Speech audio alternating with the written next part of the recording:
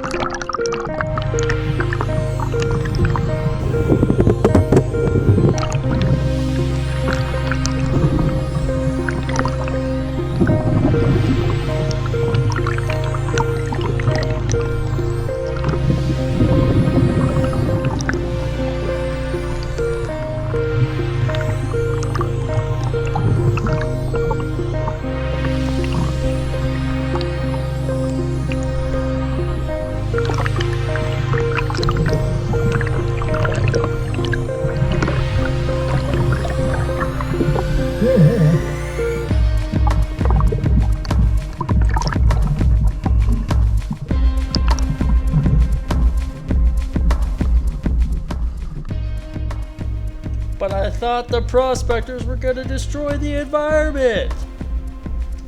Closer than I can get while I'm goose and duck hunting, and I'm taking out lead. What's there to complain about? So this looks interesting. Quite a boulder pile. Some big slabs there. Good 2 foot wide boulders. Seems like the bedrock will be fairly shallow underneath it. A little bit of work to move all these rocks, but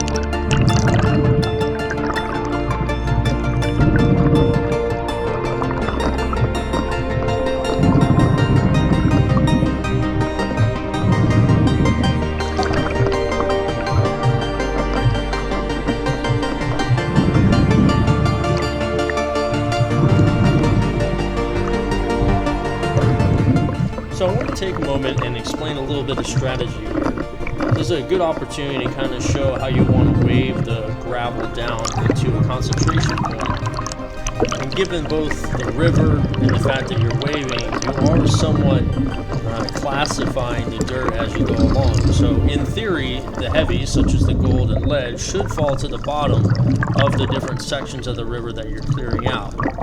However, at times, if you're waving too hard or the current is too strong for the tiny flat flakes of gold, they can move along the way, so you have to be a bit careful. That's why I find it really beneficial to try and take that top layer of gravel off and put it into one concentration point down at the bottom of a run. Maybe try to move about 5 foot of the top gravel. And then you leave yourself these little, crevices and nodules and boil holes with just a little bit of dirt within them. At which point you can do the final wave and see if there's anything in the bottom. But if for some reason you do end up waving or fanning the dirt a little too hard, you'll now have some clear bedrock to see the gold moving on. That way you don't actually lose it in that big old pile of dirt.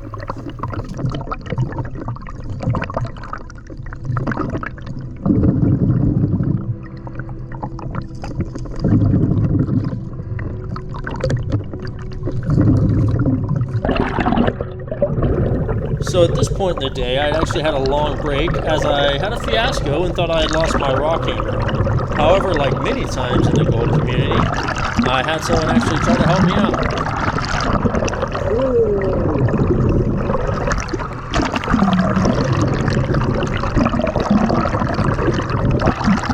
So I ended up meeting Jason AU Colorado, another YouTuber. If you haven't checked him out, definitely give him a chance.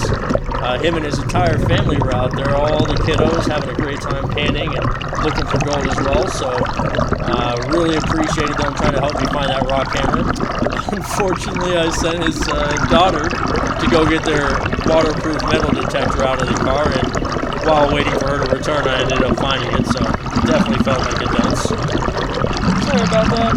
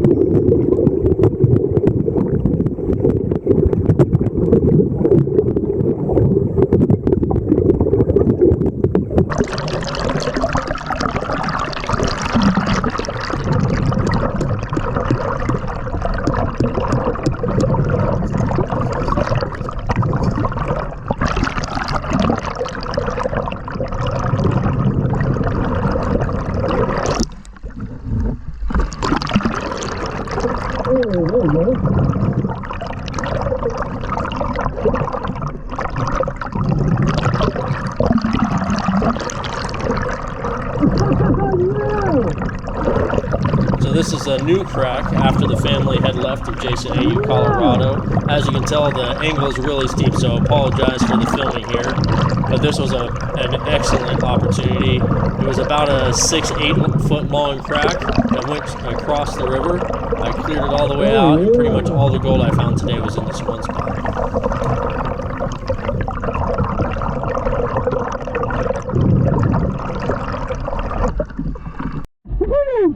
Unfortunately, I missed some big flakes because my battery died before I changed it, but this is where I am.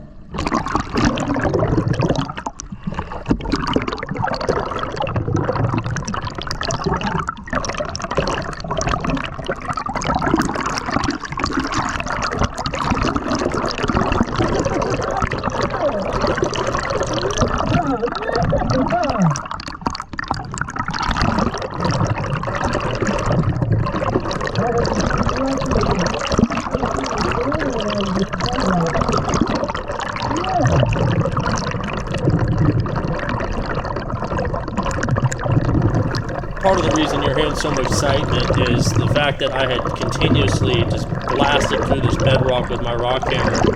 And as you know, many times that's wasted effort, but sometimes you're seriously rewarded, and that's what happened today. Every time I kept hitting the bedrock, just more gold popped out, and it was such an amazing feeling. Hope you get to experience it yourself soon.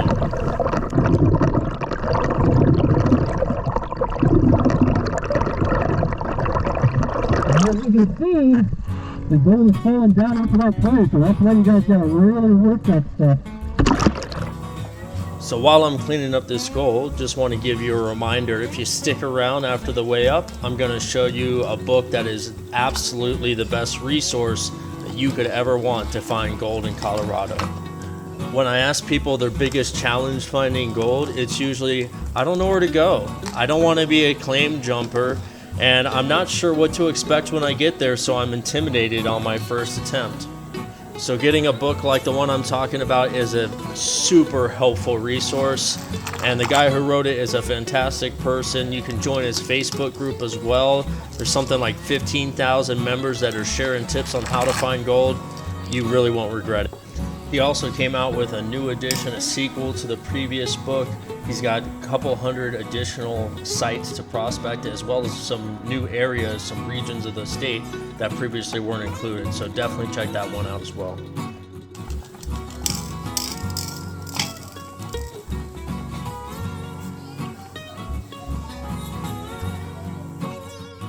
So as mentioned, here are the must-have books for finding gold in Colorado. And yes, all of my sniping videos that have previously been uploaded on this channel have come from one of the locations in this book. So it's definitely worth your while, and it'll lead you to the good gold. I recently moved to Fort Collins, which has actually been added to the updated book. So I look forward to trying out those spots as well. But I won't be able to hit my old stomping ground nearly as much, so I figured I'd share the love. Enjoy, y'all. If this is actually real, I'm gonna lose my mind. This looks like a massive nugget. Still in the host rock. Oh my God. I hope this is real.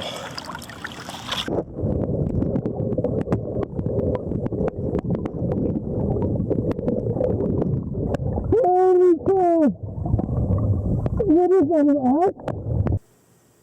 I'm gonna call that a really good day. We're going to scan the three components I basically see, which are this one, and this one. Okay.